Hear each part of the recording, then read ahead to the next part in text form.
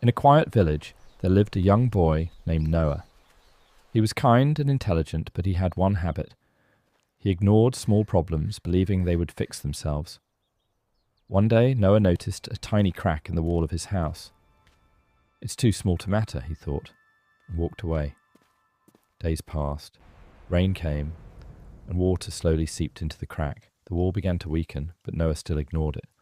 One night during a heavy storm, the crack grew wider. Suddenly, a loud crash woke the entire family. A part of the wall had collapsed. Noah felt ashamed.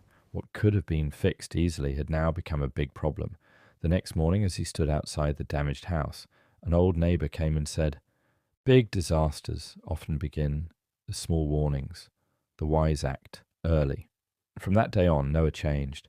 He stopped avoiding small issues. Whether it was a broken fence, a missed lesson, or an uncomfortable truth, he faced it immediately. Over time, his life became more peaceful, not because he had fewer problems, but because he no longer ran from them. Moral of the story: small problems should never be ignored. Facing issues early saves pain later. Courage begins with taking the first step.